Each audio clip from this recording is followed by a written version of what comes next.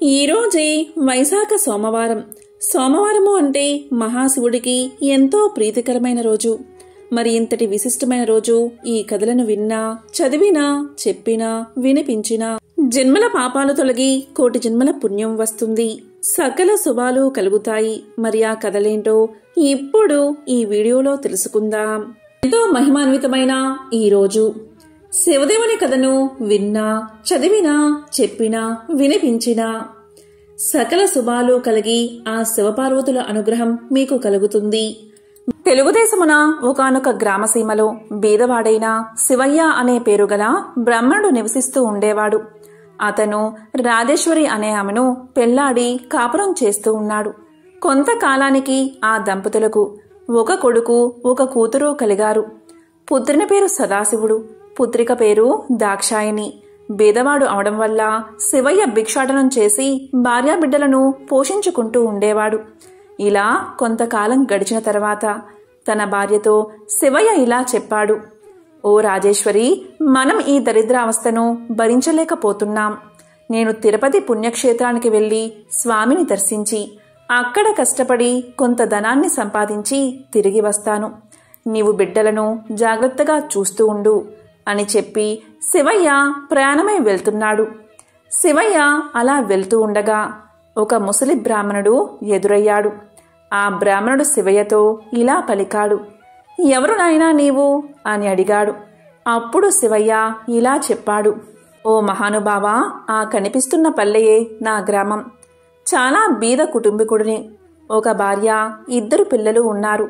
సంపాదించింది చాలక దరిద్ర బాధ భరించలేక తిరుపతికి వెళ్లి ధనార్జన చెయ్యాలి అనే తలంపుతో ఇల్లు విడిచి బయలుదేరాను అని చెప్పాడు. అదంతా విన్నా ముసలి బ్రాహ్మణుడు నవ్వుతూ ఇలా పలికాడు: ఓయి వెర్రినాయనా, తిరుపతికి వెళ్ళినంత మాత్రాన, ప్రభు దర్శనం చేసినంత మాత్రాన నీవు ధనాన్ని సంపాదించుకోగలవా? నీకు సకల ఐశ్వర్యాలు ఇచ్చే వ్రత కథ ఒకటి చెప్తాను, శ్రద్ధగా విను అని బ్రాహ్మణోత్తముడు చెప్పగా శివయ్య ఇలా పలికాడు: పుణ్యపురుష, అది ఏ దేవుని కదో ఆ చెట్టు నీడలో కూర్చుని వివరించు స్వామి అని వేడుకున్నాడు. అంతటా ఆ బ్రాహ్మణోత్తముడు శివదేవుని కథ చెప్పడం ప్రారంభించాడు. వంగదేశాన్ని పాలిస్తున్న సూరసేన మహారాజుకు గుణవంతురాలైన ఒక పుత్రిక ఉన్నది. ఆ బాలామణి పేరు సీమంతిని. సీమంతిని చిన్ననాటి నుండి శివదేవుని యందు అపారమైన భక్తి కలదై పూజలు చేస్తూ ఉండగా ఈ విషయం యాజ్ఞవల్క మహాముని భార్య అయిన మైత్రేయి తెలుసుకుని తానే స్వయంగా సీమంతినికి సోమవార వ్రత మహత్యాన్ని వివరించి చెప్పడానికి సూరసేన మహారాజు యొక్క పట్టణానికి బయలుదేరి వచ్చి వ్రత విధానాన్ని సీమంతినికి చెప్పి వెళ్లిపోయింది.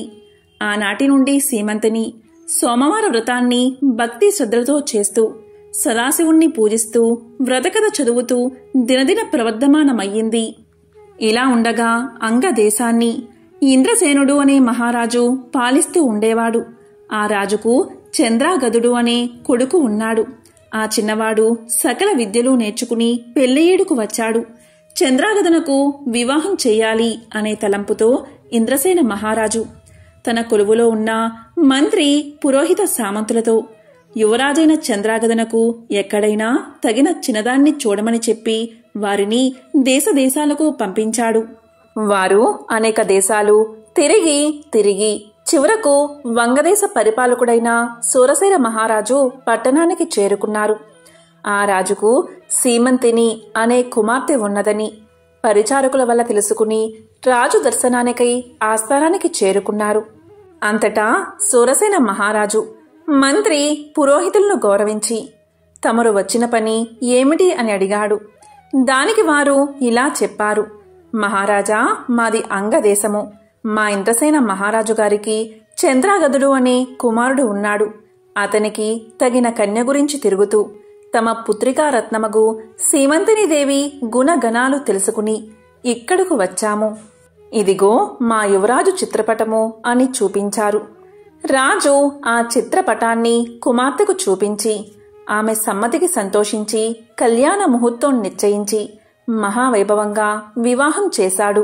వివాహమైన కొంతకాలానికి ఒక రోజున చంద్రాగదుడు తన వినోదపు చెలికాండ్రతో యమునా నదీ తీరమున నావపై షికారు చేస్తున్న సమయంలో దురదృష్టవశాత్తు ఆ నావ నీటిలో మునిగిపోయింది. చంద్రాగదుడు తప్ప మిగిలినవారు చనిపోయారు. చంద్రాగదుణ్ణి నాగకన్యలు పట్టుకుని తమ రాజైన తక్షకుని వద్దకు తీసుకుపోయారు. అప్పుడు తక్షకుడు చంద్రాగదుని చూసి, ఇతను ఎవరు, ఇక్కడకు ఎందుకు తీసుకువచ్చారు అని అడగగా నాగకన్యలు ఇలా చెప్పారు, మాకు తెలియదు మహారాజా, నీటి ప్రవాహంలో కొట్టుకుని పోతూ ఉండగా మాకు చిక్కడం వల్ల తమ దగ్గరకు తీసుకువచ్చాము అని సమాధానం చెప్పారు. దానితో తక్షకుడు దివ్య దృష్టి వల్ల చంద్రాగదుని వృత్తాంతం తెలుసుకుని, ఇతడు సామాన్యుడు కాడు, ఇతని ధర్మపత్ని సీమంతిని దేవి శివుణ్ణి ఆరాధిస్తూ సోమవార వ్రత ప్రభావం కల మహాపతివ్రత, అందువల్లే ఇతడు నీటిలో పడిపోయినా ప్రాణాలు విడవక మీకు చిక్కడం వల్ల అతనికి ఏ విధమైన అపాయమూ కలగలేదు అని నాగకన్యలకు చెప్పాడు. ఈ సంభాషణంతా వింటున్న చంద్రాగదుడు భయపడుతూ దిక్కులు చూడసాగాడు. అంత తక్షకుడు చంద్రాగదుని వీపు చరిచి ధైర్యం కలగజేసి తన దగ్గర ఉన్న విలువైన మణులు ఇచ్చి ఆ మణుల యొక్క ప్రభావం కూడా తెలియచేసి భూలోకానికి సాగనంపాడు. అక్కడ సీమంతిని తన భర్త జాడ తెలియనందున నామ ప్రమాదంలో చెలికాండ్రతో పాటు తన భర్త కూడా మరణించి ఉంటాడని తలపోసి పరిపరి విధాలా విచారిస్తూ ఇలా బాధపడింది. ఓ శివదేవా, తల్లి పార్వతి, నేను విడవకుండా ఆచరిస్తున్న సోమవార వ్రతం యొక్క ఫలితం ఇదేనా అని దుఃఖిస్తూ కనులు మూసుకునగా అప్పుడు స్వప్నంలో జగజ్జనని ఇలా పలికింది, అమ్మాయి, నీ భర్తకు ఏమీ భయం లేదు, విచారించకు, సజీవుడై ఉన్నాడు, త్వరలో నీ దగ్గరకు చేరుకుంటాడు అని చెప్పి అమ్మవారు అంతర్ధానమయ్యింది.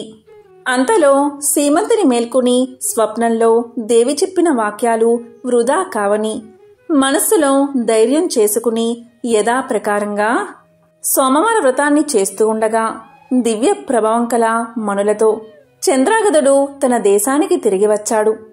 ఇంద్రసేన మహారాజు కొడుకు రాకకు సంతోషించి జరిగిందంతా తెలుసుకుని తన కుమారుడు సజీవుడుగా ఉన్నాడని మహిమగల మల్లతో తిరిగి వచ్చాడు అని ఆ శుభవార్తను సూరసేన మహారాజుకు కబురంపి శుభముహూర్తాన సీమంతిని దేవికి చంద్రాగదునకు వైభవోపేతంగా పట్టాభిషేకం చేశాడు. సీమంతిని దేవి చంద్రాగదులు తమ దేశ ప్రజలకు సోమవార వ్రత ప్రభావం గురించి, శివదేవుని మహిమల గురించి బోధిస్తూ ధర్మ మార్గంలో రాజ్యపాలన చేస్తూ ఉన్నారు. సీమంతిని దేవి తన సోమవార వ్రత మహిమ వల్లే ఐదోతనం కాపాడుకోగలిగినదని ప్రజలంతా భావించి తాము కూడా సోమవార వ్రతం చేసి సకల సంపదలతో సుఖంగా ఉన్నారు అని ముసలి బ్రాహ్మణుడు శివయ్యతో చెప్పి ఇంకా ఇలా పలికాడు, శివయ్య, నీవు కూడా ఈ వ్రతాన్ని చెయ్యి, నీకు సకల ఐశ్వర్యాలు కలుగుతాయి అని పలకగానే శివయ్య ఎంతో ఆనందం చెంది ఇలా అన్నాడు, ఓ మహాపురుష, ఈ వ్రతాన్ని ఎలా ఆచరించాలి నాకు తెలియచేయండి అని కోరాడు. అందుకు బ్రాహ్మణుడు ఈ విధంగా చెప్పసాగాడు. సోమవారం రోజున ఉదయమే లేచి స్నానాన్ని ఆచరించి గృహాన్ని శుద్ధి చేసి రంగురంగుల ముగ్గులు పెట్టి ఇంటికి ఈశాన్య భాగంలో పీట మీద శివదేవుని పటం ఉంచి ఆవు నెత్తో కాని కొబ్బరి నూనెతో కాని దీపాన్ని వెలిగించి శివదేవునికి టెంకాయ కొట్టి ధూపం వేసి మారేడు దళాలతో అభిషేకం చేసి 3 రకాల పువ్వులు పెట్టి భక్తితో పూజించి కొబ్బరి ముక్కలు తరిగి పంచదార కాని బెల్లం కాని కలిపి నైవేద్యం పెట్టి శివదేవుని వ్రతకథ చదివించి ఆ ప్రసాదం అందరికీ పంచిపెట్టి తాము కూడా కళ్ళకద్దుకుని సేవించాలి. ఇలా 3 సోమవారాలు భక్తి శ్రద్ధలతో పూజిస్తే సిరి సంపదలు కలిగి మనసులో కోర్కెలు ఫలిస్తాయి అని ముసలి బ్రాహ్మణుడు చెప్పి అదృశ్యమయ్యాడు. కడునిష్టతో వింటున్న శివయ్య బ్రాహ్మణుణ్ణి గానక, ఆహా, ఈ మహానుభావుడే నా పాలిట దేవుడు, నా అవస్థను చూసి నాకీ ఉపదేశం చేశాడు అని భావించి తిరిగి ఇంటికి వెళ్లి జరిగిందంతా భార్యకు తెలియచేశాడు. అప్పుడు భార్యాభర్తలు 3 సోమవారాలు భక్తి శ్రద్ధలతో శివదేవుణ్ణి పూజించి ప్రసాదం ఇరుగు పొరుగు వారికి పంచిపెట్టి సుఖంగా ఉండగా వారికి దరిద్ర బాధలు పోయి అష్టైశ్వర్యాలు కలిగాయి. కొన్నాళ్లకు ధనగర్వంచే వ్రతం చేయడం మానేశారు. వెంటనే శివదేవుడికి కోపం వచ్చి వీరి గర్వం అణచాలి అని మళ్లీ దరిద్రులుగా చేశాడు. దరిద్ర దశలో ఉన్న శివయ్య మరలా యథాప్రకారంగా భిక్షాటనకు ఒక గ్రామానికి వెళ్లి యాచించగా, ఈవేళ మేము శివదేవుని పూజ, సోమవార వ్రతము చేసుకుంటున్నాము. ఇప్పుడు భిక్ష వేయడానికి వీలు లేదు అన్నారు. అయ్యో, సోమవార వ్రతాన్ని మర్చిపోయినందునే మాకీ గతి పట్టింది. చాలా అపచారం చేశాము అనుకుంటూ ఇంటికి వెళ్లి ఈ సంగతి భార్యకు జ్ఞాపకం చేశాడు. ఆమె భర్త మాటలు లెక్క చేయగా మొండిగా మాట్లాడినది. ఇక గత్యంతరం లేక శివయ్య పిల్లలతో నదిలో స్నానం చేసి వచ్చి శివదేవుణ్ణి పూజించి కథ చెప్పుకోవడానికి భార్యను వినడానికి రమ్మని పిలిచాడు. తాను కథ కూడా వినను అని ఆమె చెప్పగాని ఆమె నేత్రాలు కనిపించకుండా పోయాయి. అప్పుడు భర్త అయిన శివయ్య ఇలా పలికాడు. ఓసి పిచ్చిదానా, శివదేవుని పూజ మానావు, కథ కూడా విన్నన్నావు. నేను బేదవాడిని అయిపోయాను, నీవు అందురాలివి అయిపోయావు. కనుక చేసిన తప్పులు క్షమించమని లెంపలు వేసుకో అని గట్టిగా మందలించాడు. వెంటనే భార్య అలాగే చేసి స్నానాన్ని ఆచరించి సోమవార వ్రతాన్ని ఆచరించి ప్రసాదం కళ్ళకొద్దుకుని సేవించింది. వెంటనే కన్నులు కనిపించాయి. పోయిన ఐశ్వర్యం కలిగినది. ఆనాటి నుండి ప్రతి సోమవారం ఆ దంపతులతో పాటే ఆ గ్రామస్తులు కూడా శివదేవుణ్ణి మారేడు దళాలతో పూజిస్తూ సకల ఐశ్వర్యాలతో తులతూగుతున్నారు. కాబట్టి ఈ సోమవార వ్రతము, శివదేవుని పూజ ఎవరు చేస్తారో వారు ఇహమందు సర్వసుఖాలు, పరమందు మోక్షాన్ని పొందుతారు. ఈ కథ విన్నవారికి, చదివిన వారికి సాంబశివుడు సకల ఐశ్వర్యాలు ప్రసాదించునని సూత పౌరాణికుడు శౌనకాది ముళ్లకు బోధించాడు. సోమవార వ్రత కథ. ఆ కథ ఏమిటో ఇప్పుడు ఈ వీడియోలో తెలుసుకుందాం. పూర్వం ఒకప్పుడు ఒక నగరంలో ఒక సంపన్న వ్యాపారి ఉండేవాడు. అతను అపారమైన సంపదను కలిగి ఉండేవాడు. అతనికి అన్ని సంపదలు ఉన్నా, సుఖాలు ఉన్నా కూడా కొడుకులు లేని కారణంగా ఎంతో విచారంగా ఉండేవాడు.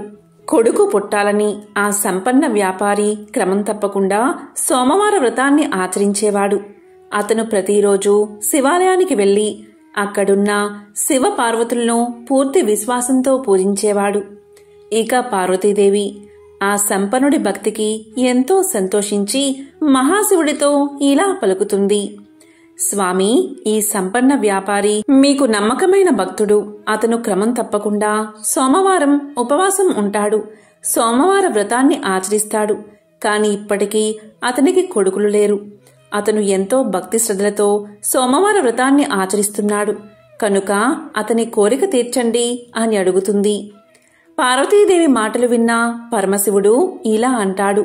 పార్వతి, నీవు అన్న మాటలు అక్షరాలా సత్యం. నీవు కోరినట్లు అతనికి వరాన్ని ప్రసాదిస్తున్నాను. అతనికి ఒక పుత్రుడు కలుగుతాడు. కాని అతడు కొద్ది కాలం మాత్రమే జీవిస్తాడు అని పలకగానే ఇదంతా ధనిక వ్యాపారి వింటాడు. ఇలా పార్వతీ పరమేశ్వరులు మాట్లాడుకోవడం, సోమవార వ్రత ఫలితం వల్ల వారి మాటలు ఈ ధనిక వ్యాపారికి వినబడతాయి. కాలక్రమేణా ఆ వ్యాపారి భార్య ఒక అందమైన కొడుకుకు జన్మను ఇస్తుంది. ఇక దీంతో ఆ ధనికుడి ఆనందానికి అవధులు లేకుండా పోతాయి. అతను కొడుకు పుట్టినందుకు గాను గొప్ప ఆడంబరంగా అందరికీ తెలిసేలా పండుగలు జరుపుకుంటాడు. ఆ రోజు పేదలకు అన్నదానం, బట్టలు మరియు ధనాన్ని పంచిపెడతాడు. ఇక అక్కడికి వచ్చిన వారంతా అతని కుమారుడు నిండు నూరేళ్లు జీవించేలా ఆశీర్వదిస్తారు. కాని తన కొడుకు 12 మించి జీవించడని మృత్యుదేవత అయిన యముడు ఎవరినీ విడిచిపెట్టడని తెలిసిన ఆ వ్యాపారి ఎంతో విచారంగా ఉంటాడు. ఇక పరిస్థితి తెలుసుకుని ఆ వ్యాపారి సోమవార వ్రతాన్ని మరింతగా చెయ్యాలని నిర్ణయించుకుంటాడు. ఆ విధంగా పూజలు చేసినా కూడా తన కొడుకు బతకడం కష్టమని తెలిసి కూడా వ్యాపారి పూజలు మాత్రం మానడు. అలా బాలుడు పెరిగి పెద్దవాడవుతాడు. బాలుడికి 11 వయసు వచ్చింది. అలా 11 సంవత్సరాల వయసులో వ్యాపారి కుమారుడు చాలా తెలివైన మరియు పరిణితి చెందినట్లు కనిపిస్తాడు. ఇక ఇరుగు పొరుగువారు అందమైన అమ్మాయితో పెళ్లి చేయమని వ్యాపారికి సలహా ఇస్తారు. వ్యాపారి భార్య కూడా తన కుమారుడికి వివాహం చెయ్యాలని వ్యాపారిని కోరుతుంది. ఆమె దానికోసం పదే పట్టుబడుతుంది. కాని అల్పాయుష్కుడైన కొడుక్కి వివాహమేమిటి అని వ్యాపారి వివాహానికి అంగీకరించడు. ఇక ఆ వ్యాపారి తన బావను పిలిచి ఇలా పలుకుతాడు: చూడు బావా, నా కొడుకును కాశీకి తీసుకువెళ్ళు. అతనికి మంచి చదువు నేర్పించు. ఆధ్యాత్మిక జ్ఞానం నా కొడుకుకు కలగాలి. నీకు ఎంత ధనం అవసరమో అంత తీసుకుని మీరు కాశీకి వెళ్ళండి.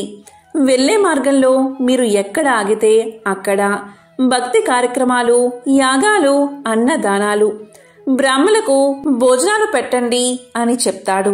ఇక ఆ వ్యాపారి కుమారుడు తన మేనమామతో కలిసి కాశీయాత్ర ప్రారంభిస్తారు. వారు ఆగిన దగ్గరలో అన్నదానాలు, యాగాలు, పేదలకు, బ్రాహ్మణులకు అన్నదానాలు చేసేవారు. వాళ్ళు బట్టలు లేని వారికి బట్టలు పంచిపెట్టేవారు. బ్రాహ్మణులకు అత్యంత ఉత్తమ భోజనాలు పెట్టేవారు. దక్షిణ కూడా సమర్పించేవారు. ఒకరోజు వ్యాపారి కొడుకు అలాగే మేనమామ ఒక రాజు రాజధాని వద్ద ఆగారు. ఆ రోజు రాజుగారి కుమార్తె వివాహం జరగాల్సి ఉంది. అప్పటికే పెళ్లి బృందం నగరానికి చేరుకుంది. కాని పెళ్లికొడుకు అంధుడు, అంటే ఒకే కన్ను ఉన్నందున వరుడు తరపు వాళ్ళు తీవ్ర ఆందోళనలో ఉన్నారు. అతని స్థానంలో అందమైన అబ్బాయి కోసం వరుడి తండ్రి వెతుకుతున్నాడు. తన మేనమామతో కలిసి బస చేస్తున్న వ్యాపారి కుమారుణ్ణి వరుడి తండ్రి మనుషులు గుర్తించారు. పెళ్లికొడుకు తండ్రి ధనవంతుడు. అతను బాలుడు మేనమామతో ఇలా పలికాడు: నా ప్రతిష్ట ప్రమాదంలో పడింది. నా ఒంటి కన్ను కొడుకు స్థానంలో అందమైన పెళ్లికొడుకు నాకు కావాలి. మీవాడు రాజకుమార్తెను తాత్కాలిక వివాహం చేసుకోవాలి. దీనికి అంగీకరిస్తే నేను తగినంత ధనాన్ని మీకు ఇస్తాను. వివాహ వేడుక ముగిసిన వెంటనే మీ దారిన మీరు వెళ్ళిపోవాలి అని పలికాడు. ఇక మేనమామ తాత్కాలిక వివాహానికి అంగీకరించాడు. అలాగే తన మేనల్లుణ్ణి ఒప్పించాడు. పెళ్లి ఊరేగింపులో తలపై కవాతుతో అందమైన వరుణ్ణి చూసిన వధువు తరపు వాళ్ళు ఎంతో గొప్పగా చెప్పుకున్నారు. వ్యాపారి కుమారుడు మరియు రాజకుమార్తె అగ్నిగుండం చుట్టూ తిరిగి వివాహం చేసుకున్నారు. వారు బయలుదేరే సమయంలో వ్యాపారి కొడుకు తన వధువు కండువాను తీసుకుని దానిపై ఇలా రాశాడు: ఇప్పుడు మనం భార్యాభర్తలం. నేను రాజు కొడుకును కాదు. నేను ఒక ధనిక వ్యాపారి కొడుకుని. నేను ఆధ్యాత్మిక విద్య కోసం కాశీకి వెళ్తున్నాను. నీ నిజమైన వరుడు గుడ్డివాడు. అతనికి ఒక కన్ను లేదు అని రాశాడు. కండువాపై ఏదో సందేశం రాయడం రాజకుమార్తె గమనించింది. కాని ఆ సమయంలో ఆమె దాన్ని చదవలేకపోయింది. పెళ్లి బృందం బయలుదేరబోతున్నప్పుడు వధువు ఆ సందేశాన్ని చదివింది. అసలు విషయం తెలిసి కంగు తిన్నది. అప్పటికే ఆ వ్యాపారి కొడుకు వెళ్లిపోయాడు. ఒంటి కన్ను పెళ్లికొడుకుతో పాటు వెళ్లేందుకు రాజకుమార్తె నిరాకరించింది. ఇక పెళ్లి బృందం వధువు లేకుండానే తిరిగి తమ రాజ్యానికి వెళ్లిపోయింది. ఇక వ్యాపారి కొడుకు కాశీకి చేరుకుని ఆధ్యాత్మిక అధ్యయనానికి పూర్తిగా అంకితమయ్యాడు. అతని మేనమామ శివుడి పేరు మీద భక్తి కార్యక్రమాలు ఏర్పాటు చేసి తన సోదరి కుమారుడి శ్రేయస్సు కోసం ప్రతిరోజు విరాళాలు ఇచ్చేవాడు. ఇలా ఉండగా అతనికి 12 ఏళ్లు వచ్చాయి. 12వ సంవత్సరం చివరి రోజున వ్యాపారి కుమారుడికి ఛాతీలో నొప్పి పుట్టింది. అతని మేనమామ అతని దినచర్య ప్రకారం దానాలు, విరాళాలు ఇచ్చి గదిలోకి వెళ్లి చూడగా బాలుడు శవమై కనిపించాడు. అది చూసి మేనమామ శోకంతో ఏడ్చాడు. కాని బ్రాహ్మణులు శవ ఇంట్లో భోజనం చెయ్యరు కాబట్టి తాను బయటపడితే అన్నదానం వృధా అవుతుందని మౌనంగా ఉండి అన్నదానాన్ని జరిపించాడు. ఇక అన్నదానం అయిపోయాక అందరూ వెళ్లిపోయాక బిగ్గరగా ఏడవడం మొదలుపెట్టాడు. చాలామంది ఆయన చుట్టూ చేరారు. అదృష్టం కొద్దీ శివుడు, పార్వతీదేవి కూడా ఆ ఇంటి బయటగా వెళ్తున్నారు. ఆ రోద విని పార్వతి యొక్క మనసు కరిగిపోయింది. ఆమె శివుడితో ఇలా పలుకుతుంది: స్వామి, యముణ్ణి ఆ బాలుడి ప్రాణాలు తిరిగి ఇవ్వమని అడగండి. యముడు ఎప్పుడూ మీ ఆజ్ఞపైనే నడుస్తాడు కదా. దయచేసి ఆ బాలుని రక్షించండి. మీరు సమస్త ప్రాణులకు రక్షకుడు అని పార్వతీదేవి వేడుకుంది. పార్వతీదేవి మాటలు విన్న శివుడు తన కుటుంబానికి తన పట్ల ఉన్న భక్తి కారణంగా ఆ బాలుని బతికించడానికి అంగీకరిస్తాడు. అలా మహాశివుడు పవిత్ర గంగానదిలో ప్రవహించే నీటిని చేతిలోకి తీసుకుని మృతదేహంపై చల్లుతాడు. అలా గంగానది యొక్క నీళ్లు చల్లగానే ఆ బాలుడు నిద్రలోంచి లేచినట్లుగా లేచి కూర్చుంటాడు. దీంతో మేనమామ ఎంతో సంతోషిస్తాడు. ఇక ధనికుని కుమారుడు ఆధ్యాత్మిక విద్య ముగిసాక ఇంటికి తిరుగు ప్రయాణం కడతాడు. అలా మేనమామ మేళంలో కలిసి తిరుగు ప్రయాణంలో మళ్లీ ఆగిన దగ్గరల్లా అన్నదానాలు, వస్త్రదానాలు, యాగాలు చేస్తారు. అలా వారు అబ్బాయి వివాహం చేసుకున్న నగరానికి చేరుకుంటారు. ఇక ఆ దేశపు రాజు, యువరాణి వెంటనే ఆ బాలుణ్ణి గుర్తిస్తారు. ఇక రాజు ఆ బాలుణ్ణి తన రాజ్యానికి తీసుకుపోయి ఒక శుభదినాన తన కుమార్తెను అతని వెంట పంపిస్తాడు. ఎంతో ధనాన్ని కూడా ఇస్తాడు. ఇక వ్యాపారి కుమారుడు తన వధువుతో సహా తన నగరానికి చేరుకుంటాడు. కొడుకు చనిపోతే ఆత్మహత్య చేసుకోవాలని భవనంపైకి ఎక్కుతారు వ్యాపారి దంపతులు. తర్వాత తల్లిదండ్రులు జరిగిందంతా తన కుమారుడి ద్వారా తెలుసుకుని తన కుమారుణ్ణి బతికించినందుకు మహాశివుణ్ణి పరిపరి విధాలా స్తుతిస్తారు. ఇక అదే రోజు రాత్రి శివుడు మరోసారి వ్యాపారవేత్త కల్లో కనిపించి ఇలా పలుకుతాడు: సోమవారం నాడు నీవు చేసిన వ్రతానికి ఫలితమే ఇది. అందుకే నీ కుమారుణ్ణి నిండు నూరేళ్లు బతికేలా వరాన్ని ప్రసాదించాను అని పలుకుతాడు మహాశివుడు. దీంతో వ్యాపారి ఎంతో సంతోషిస్తాడు. అలా వారు కలకాలం ఆనందంగా జీవిస్తారు.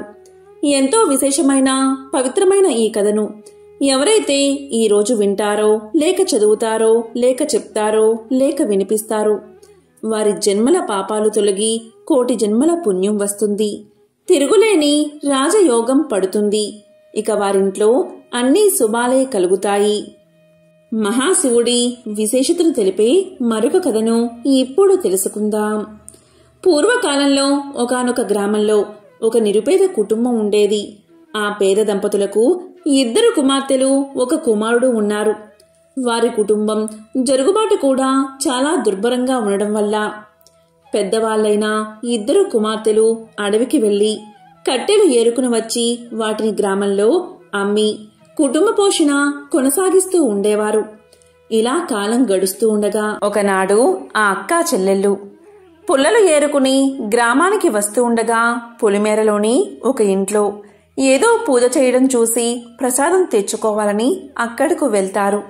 అక్కడ జరిగే పూజా కార్యక్రమం చూసి ముచ్చటపడి ఆ అమ్మాయిలిద్దరూ పూజ గురించి, చేసే విధానం గురించి ఇంటి యజమాన్ని అడిగి తెలుసుకుంటారు.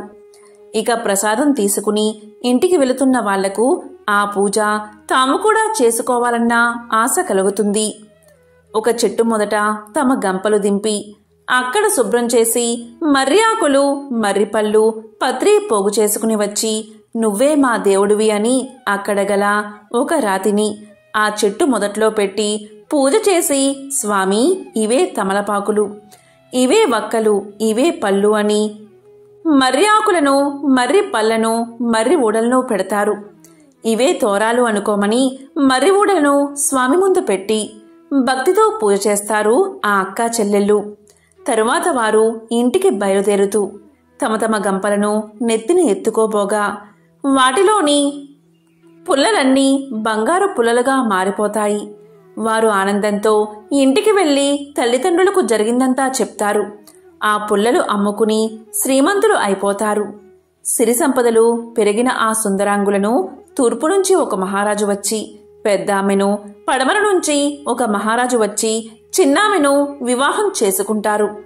ఆ అక్క చెల్లెలిద్దరూ వారి వారి రాజ్యాలకు వెళుతూ భక్తి శ్రద్ధలతో ప్రతి సంవత్సరం కార్తీక మాసంలో ఈ నోము నోచుకోమని చెప్పి వెళ్తారు. వారిద్దరూ ఆ ప్రకారం తమ రాజ్యాలలో నోము నోచుకుంటూ కాలం గడుపుతూ ఉంటారు. ఇక కుమారుడు పెరిగి పెద్దవాడవుతాడు. ఇక తల్లి కార్తీక నోమును భారీగా చెయ్యాలని సంకల్పం చేసుకుంటుంది. ఇక పాత తోరాలు తీసి పెరట్లో కాకరపాదు మీద విసిరేస్తుంది. వాటి స్థానంలో బంగారు తోరణాలు చేస్తుంది. నవకాయ పిండి వంటలతో గారెలు, బూరెలు, వీటితో భోజనాలు ఏర్పాటు చేస్తుంది. ఇక గ్రామస్తులంతా తల్లి కొడుకులను ఎంతగానో ప్రశంసిస్తారు. ఇక తోరాన్ని ఎప్పుడైతే ఆమె కాకర పాదు మీద విసిరేసిందో అప్పట్నుంచి ఆ మహాశివుడి కరుణ మందగిస్తుంది. ఏడాదికేడాదికి వారి సిరి సంపదలు తొలగి పేదరికం దాపరిస్తుంది. తినడానికి తిండిలేని దుస్థితి కలుగుతుంది. ఏ పని చెయ్యాలన్నా జరగకపోగా కష్టాలు ఎదురవుతాయి.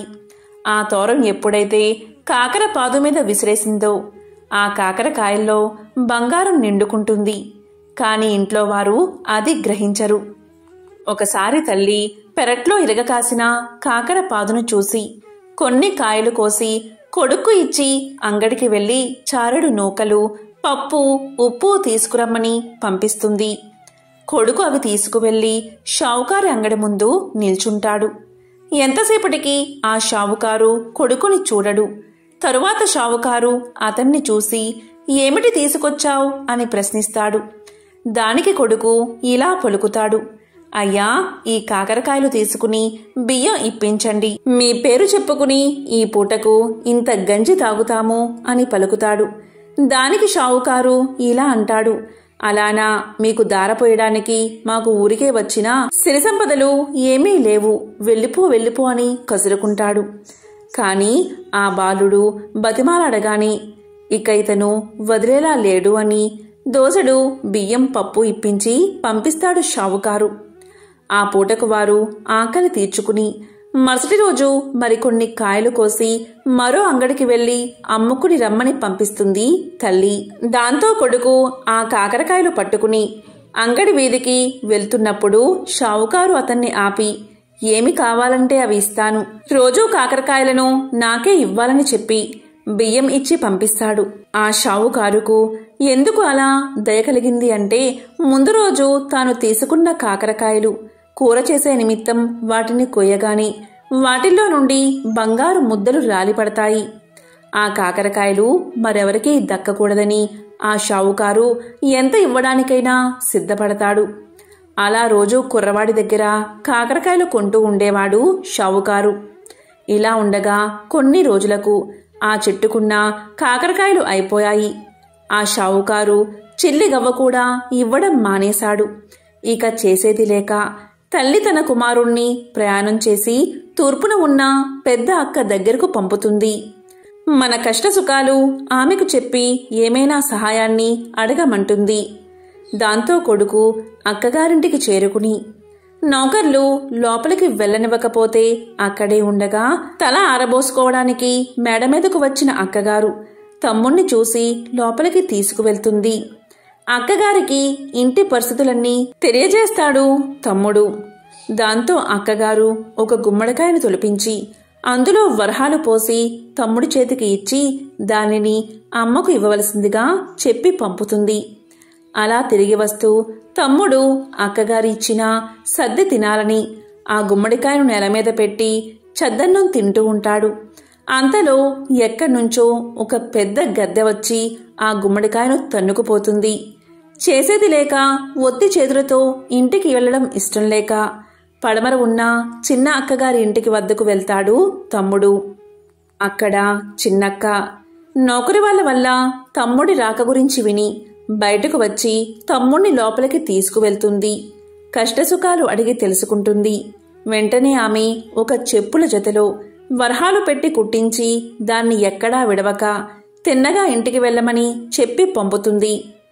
ఆ అక్క ఏమీ ఇవ్వలేదు, ఈ అక్క ఏమీ ఇవ్వలేదు అని బాధపడుతూ ఇంటికి బయలుదేరతాడు కొడుకు. ఎండ తీవ్రతకు అతనికి బాగా దాహం వేస్తుంది. వెంటనే అతను కొంచెం మొహం కడుక్కుని మంచినీళ్లు తాగాలని నిర్ణయించుకుంటాడు. అక్కగారు ఆ చెప్పుల జతను ఎక్కడా విడవద్దని చెప్పడం వల్ల చెప్పులతోని చెరువులోకి దిగుతాడు అతను. కాని ఆ బురదలో చెప్పులు కూరుకుపోయి ఎంత వెతికినా దొరకవు.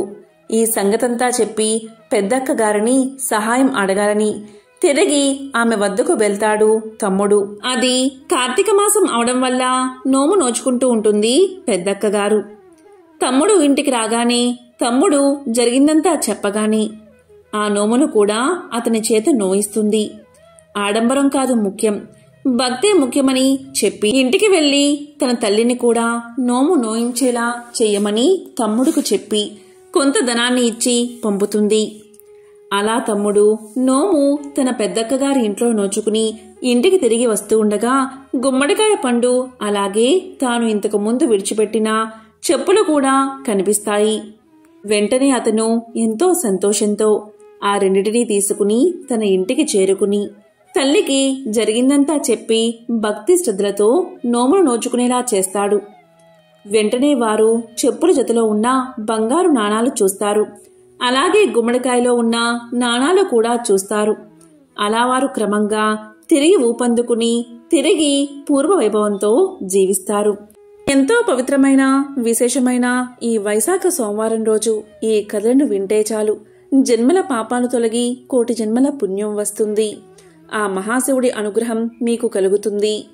ఓం నమః శివాయ. ఓం నమో నారాయణాయ.